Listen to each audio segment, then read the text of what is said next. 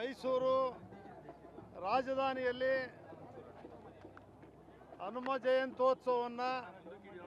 ಹನುಮ ಜಯಂತ್ಯೋತ್ಸವ ಸಮಿತಿ ಸಂಜಯ್ ಅವರೆಲ್ಲ ತಂಡದವರು ಬಹಳ ಅದ್ಧೂರಿಯಾಗಿ ಭಕ್ತಿಯಾಗಿ ವಿಶೇಷವಾಗಿ ಹನುಮನ ಉತ್ಸವವನ್ನು ಮೈಸೂರು ನಗರದಲ್ಲಿ ಮಾಡಲಿಕ್ಕೆ ಇಂದು ಆಂಜನೇಯನ ಸನ್ನಿಧಿಯಲ್ಲಿ ಪೂಜಾ ಕಾರ್ಯಕ್ರಮವನ್ನು ನೆರವೇರಿಸಿ ಅತ್ಯಂತ ಭಕ್ತಿಯಿಂದ ಮಾಡ್ತಾ ಇರ್ತಕ್ಕಂಥದ್ದು ಈ ನಾಡಿನ ಜನತೆಗೆ ಶ್ರೀರಾಮನ ಭಕ್ತ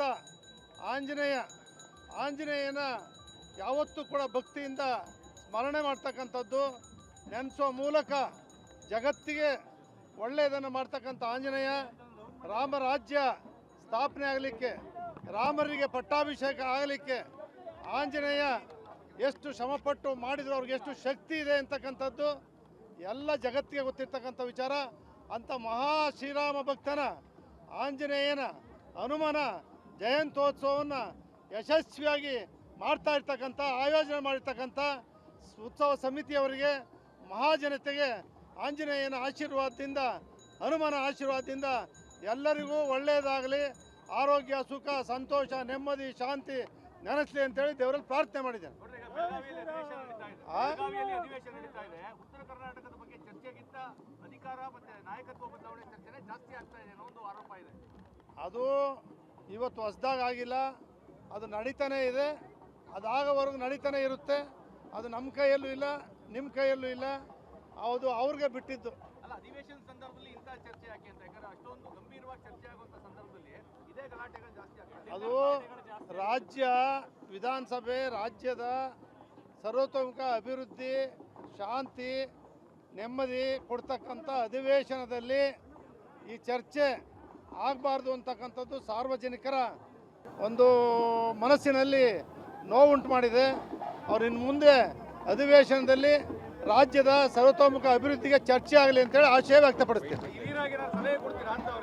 ನಾನು ಇದೇ ಹೇಳ್ತೀನಲ್ಲ, ವಿಧಾನಸಭೆ ಅಧಿವೇಶನದಲ್ಲಿ ಅಧಿಕಾರದ ಹಂಚಿಕೆ ವಿಷಯ ಬಿಟ್ಟು ರಾಜ್ಯದ ಸರ್ವತೋಮುಖ ಅಭಿವೃದ್ಧಿ ಚರ್ಚೆಯಾಗಿ ಅದೊಂದು ಬೆಳಗಾವಿಯಲ್ಲಿ ನಡೀತಕ್ಕಂಥ ಅಧಿವೇಶನ ಒಂದು ಆದರ್ಶವಾಗಿ ರಾಜ್ಯದ ಸರ್ವ ಪಕ್ಷವೂ ಕೂಡ ಸೇರಿ, ಸರ್ವರು 224-25 ಜನ ಸೇರಿ ಒಗ್ಗಟ್ಟಾಗಿ ರಾಜ್ಯದ ಸರ್ವೋತ್ತಮ ಅಭಿವೃದ್ಧಿಗೆ ಒಟ್ಟಾಗಿ ಚರ್ಚೆ ಮಾಡ್ತಕ್ಕಂಥದ್ದು ಆಗಲಿ ಅಂತೇಳಿ ಆಂಜನೇಯನಲ್ಲಿ ಪ್ರಾರ್ಥನೆ ಮಾಡ್ತೇನೆ. ನಾನು ಆ ಕಾರಣಕ್ಕೆ ಹೋಗಿಲ್ಲ ಅಂತಲ್ಲ, ನಾನು ಮುಂದಿನ ವಾರ ಹೋಗ್ತಾ ಇದ್ದೀನಿ. ಈ ಕ್ಷೇತ್ರದಲ್ಲಿ ಭಾಳಷ್ಟು ವೈಯಕ್ತಿಕವಾಗಿ ಕ್ಷೇತ್ರ ಸಮಸ್ಯೆಗಳಿದ್ದರಿಂದ ನಾನು ಬರೆದುಕೊಟ್ಟು ಉಳಿದಿದ್ದೀನಿ. ನೆಕ್ಸ್ಟ್ ವೀಕ್ ಹೋಗ್ತೀನಿ. ಸಾಂಸ್ಕೃತಿಕ ಮೈಸೂರು ರಾಜಧಾನಿಯಲ್ಲಿ ಹನುಮ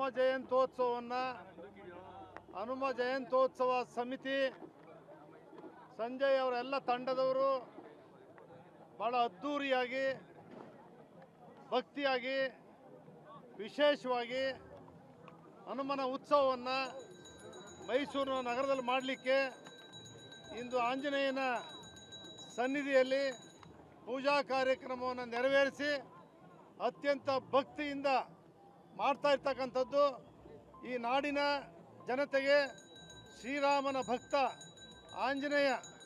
ಆಂಜನೇಯನ ಯಾವತ್ತೂ ಕೂಡ ಭಕ್ತಿಯಿಂದ ಸ್ಮರಣೆ ಮಾಡ್ತಕ್ಕಂಥದ್ದು, ನೆನೆಸೋ ಮೂಲಕ ಜಗತ್ತಿಗೆ ಒಳ್ಳೆಯದನ್ನು ಮಾಡ್ತಕ್ಕಂಥ ಆಂಜನೇಯ ರಾಮರಾಜ್ಯ ಸ್ಥಾಪನೆ ಆಗಲಿಕ್ಕೆ, ರಾಮರಿಗೆ ಪಟ್ಟಾಭಿಷೇಕ ಆಗಲಿಕ್ಕೆ ಆಂಜನೇಯ ಎಷ್ಟು ಶ್ರಮಪಟ್ಟು ಮಾಡಿದ್ರು, ಅವ್ರಿಗೆ ಎಷ್ಟು ಶಕ್ತಿ ಇದೆ ಅಂತಕ್ಕಂಥದ್ದು ಎಲ್ಲ ಜಗತ್ತಿಗೆ ಗೊತ್ತಿರ್ತಕ್ಕಂಥ ವಿಚಾರ.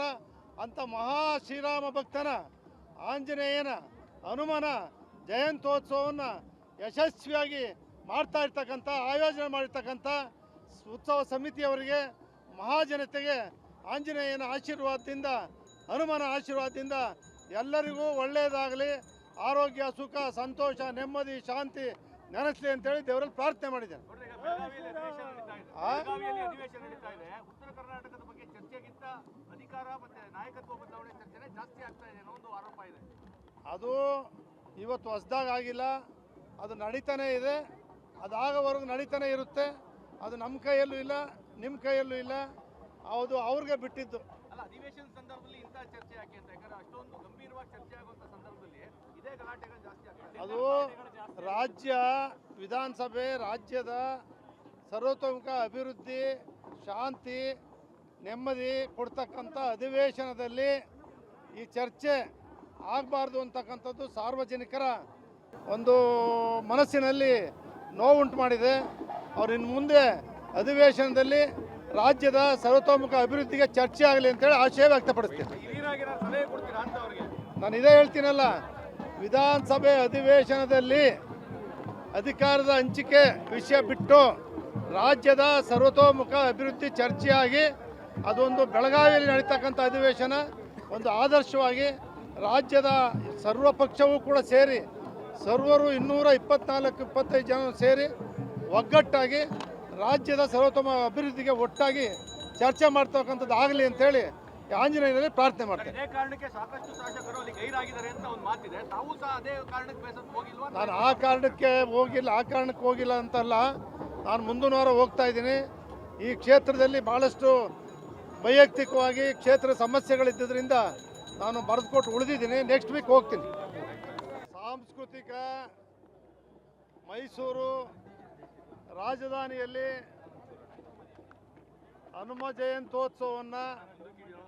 ಹನುಮ ಜಯಂತ್ಯೋತ್ಸವ ಸಮಿತಿ ಸಂಜಯ್ ಅವರೆಲ್ಲ ತಂಡದವರು ಭಾಳ ಅದ್ಧೂರಿಯಾಗಿ ಭಕ್ತಿಯಾಗಿ ವಿಶೇಷವಾಗಿ ಹನುಮನ ಉತ್ಸವವನ್ನು ಮೈಸೂರು ನಗರದಲ್ಲಿ ಮಾಡಲಿಕ್ಕೆ ಇಂದು ಆಂಜನೇಯನ ಸನ್ನಿಧಿಯಲ್ಲಿ ಪೂಜಾ ಕಾರ್ಯಕ್ರಮವನ್ನು ನೆರವೇರಿಸಿ ಅತ್ಯಂತ ಭಕ್ತಿಯಿಂದ ಮಾಡ್ತಾ ಇರ್ತಕ್ಕಂಥದ್ದು. ಈ ನಾಡಿನ ಜನತೆಗೆ ಶ್ರೀರಾಮನ ಭಕ್ತ ಆಂಜನೇಯನ ಯಾವತ್ತೂ ಕೂಡ ಭಕ್ತಿಯಿಂದ ಸ್ಮರಣೆ ಮಾಡ್ತಕ್ಕಂಥದ್ದು, ನೆನೆಸೋ ಮೂಲಕ ಜಗತ್ತಿಗೆ ಒಳ್ಳೆಯದನ್ನು ಮಾಡ್ತಕ್ಕಂಥ ಆಂಜನೇಯ ರಾಮರಾಜ್ಯ ಸ್ಥಾಪನೆ ಆಗಲಿಕ್ಕೆ, ರಾಮರಿಗೆ ಪಟ್ಟಾಭಿಷೇಕ ಆಗಲಿಕ್ಕೆ ಆಂಜನೇಯ ಎಷ್ಟು ಶ್ರಮಪಟ್ಟು ಮಾಡಿದ್ರು, ಅವ್ರಿಗೆ ಎಷ್ಟು ಶಕ್ತಿ ಇದೆ ಅಂತಕ್ಕಂಥದ್ದು ಎಲ್ಲ ಜಗತ್ತಿಗೆ ಗೊತ್ತಿರ್ತಕ್ಕಂಥ ವಿಚಾರ.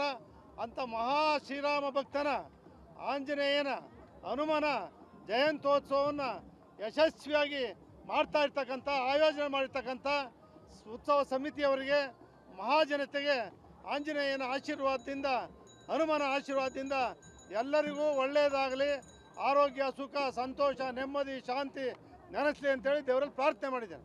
ಬೆಳಗಾವಿಯಲ್ಲಿ ಅಧಿವೇಶನ ನಡೀತಾ ಇದೆ. ಉತ್ತರ ಕರ್ನಾಟಕದ ಬಗ್ಗೆ ಚರ್ಚೆಗಿಂತ ಅಧಿಕಾರ ಮತ್ತೆ ನಾಯಕತ್ವ ಬದಲಾವಣೆ ಚರ್ಚೆನೇ ಜಾಸ್ತಿ ಆಗ್ತಾ ಇದೆ ಅನ್ನೋ ಒಂದು ಆರೋಪ ಇದೆ. ಅದು ಇವತ್ತು ಹೊಸದಾಗಿ ಆಗಿಲ್ಲ, ಅದು ನಡೀತಾನೆ ಇದೆ. ಅದಾಗವರೆಗೂ ನಡೀತಾನೆ ಇರುತ್ತೆ. ಅದು ನಮ್ಮ ಕೈಯಲ್ಲೂ ಇಲ್ಲ, ನಿಮ್ಮ ಕೈಯಲ್ಲೂ ಇಲ್ಲ. ಅದು ಅವ್ರಿಗೆ ಬಿಟ್ಟಿದ್ದು.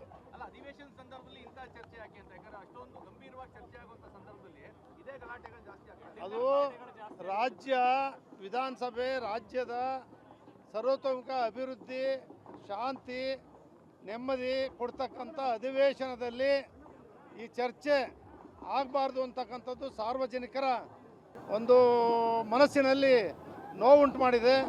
ಅವ್ರು ಇನ್ನು ಮುಂದೆ ಅಧಿವೇಶನದಲ್ಲಿ ರಾಜ್ಯದ ಸರ್ವತೋಮುಖ ಅಭಿವೃದ್ಧಿಗೆ ಚರ್ಚೆ ಆಗಲಿ ಅಂತೇಳಿ ಆಶಯ ವ್ಯಕ್ತಪಡಿಸ್ತೀನಿ. ಹಿರಿಯರಾಗಿರೋ ಸಲಹೆ ಕೊಡ್ತೀರಾ ಅಂತ ಅವ್ರಿಗೆ?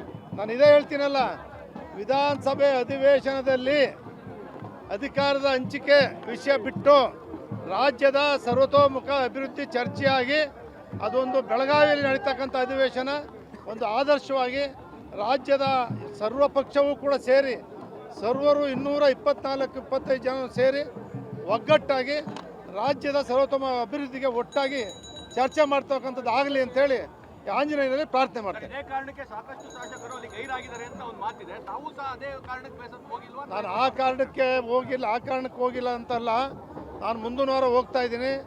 ಈ ಕ್ಷೇತ್ರದಲ್ಲಿ ಭಾಳಷ್ಟು ವೈಯಕ್ತಿಕವಾಗಿ ಕ್ಷೇತ್ರ ಸಮಸ್ಯೆಗಳಿದ್ದರಿಂದ ನಾನು ಬರೆದುಕೊಟ್ಟು ಉಳಿದಿದ್ದೀನಿ. ನೆಕ್ಸ್ಟ್ ವೀಕ್ ಹೋಗ್ತೀನಿ.